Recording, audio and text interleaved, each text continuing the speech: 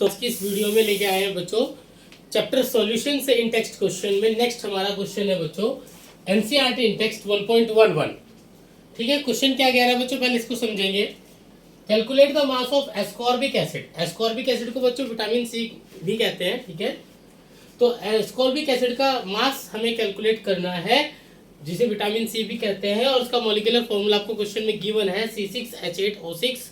ठीक है, to be dissolve in 75 gram of acetic acid, जिसको कि 75 ग्राम एसिटिक एसिड में डिजोल्व किया गया है to lower its melting point by 1.5 degree Celsius. ठीक है बच्चों, मेल्टिंग पॉइंट मीन्स यहाँ पर हम वो बात कर रहे हैं डिप्रेशन इन फ्रीजिंग पॉइंट की, जो कितना दिया हुआ है 1.5 डिग्री सेल्सियस। ठीक है, गिवन दैट केएफ की वैल्यू गिवन है आपके पास 3.9 kg मोल इनवर्स। ठीक है बच्चों, तो यहाँ पर देखिए करना क्या है, क्वेश्चन अगर आप समझेंगे तो क्वेश्चन बेस्ड है बच्चों यहाँ पर डिप्रेशन इन फ्रीजिंग पॉइंट पर, जिसका फॉर्मूला होता है delta TF is equals to KF into molality. इस फॉर्मूले पर ये क्वेश्चन बेस्ड है बच्चों। करना क्या है, देखिए सबसे पहले जो जो चीजें गिवन है मैं उनको लिख रहा हूं।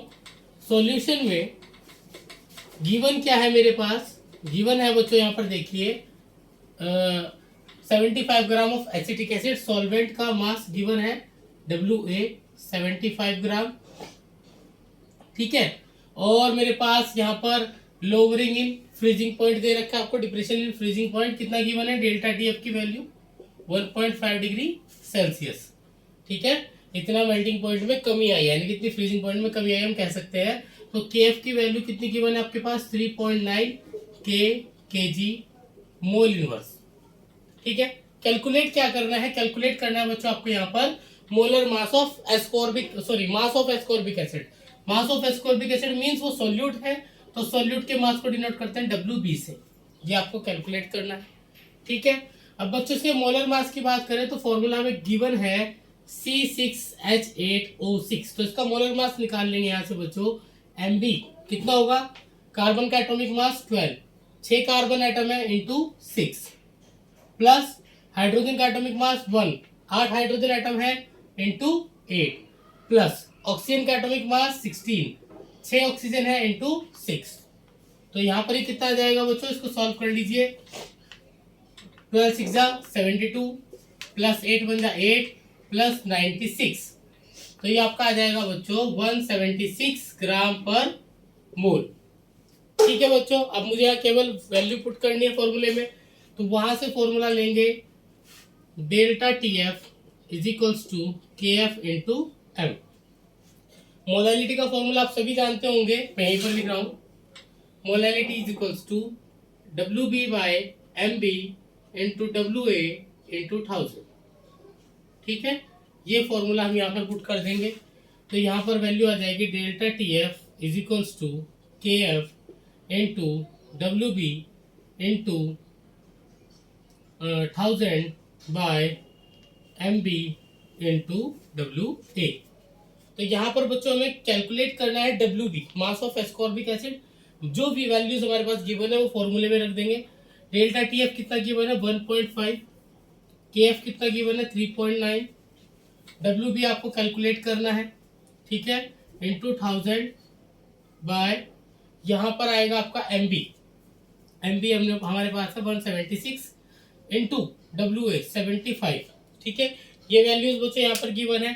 तो देखिए यहाँ पर सबसे पहले क्या करेंगे, हम WB की वैल्यू निकालनी है, तो WB को करेंगे सारे इधर डिवाइड में, जो वैल्यूज होंगी वो उधर जाके मल्टीप्लाई में आएगी, और जो वैल्यू WB के साथ मल्टीप्लाई में है वो डिवाइड में जाएगी। तो यहाँ पर ये वैल्यू डिवाइड में है WB के साथ, ये मल्टीप्लाई में जाएगी 1.5 इंटू 176 इंटू 75, और जो वैल्यूज मल्टीप्लाई में थी वो डिवाइड में आएगी 3.9 इंटू 1000 इक्वल्स टू WB।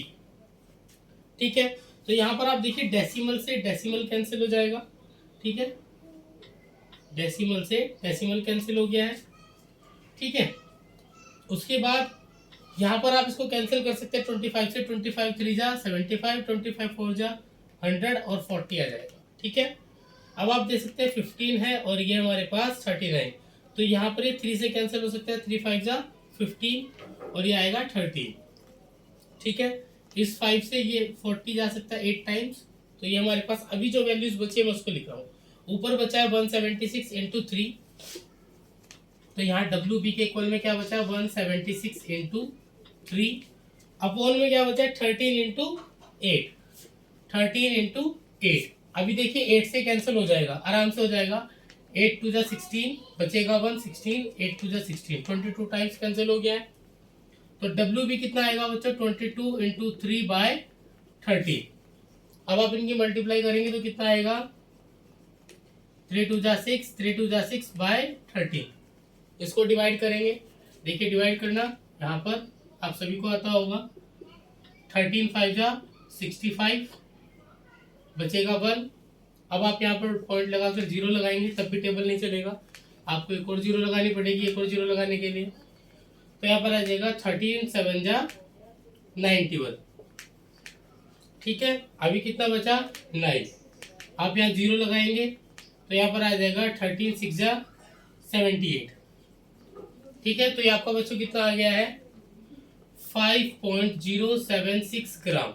आप इसे राउंड ऑफ करके भी लिख सकते हैं 5.08 ग्राम। तो इतना एस्कॉर्बिक एसिड की हमें नीड थी। ठीक है, ये करने के लिए। ओके बच्चों, उम्मीद है आपको क्वेश्चन अच्छा लगा होगा, समझ में आया होगा।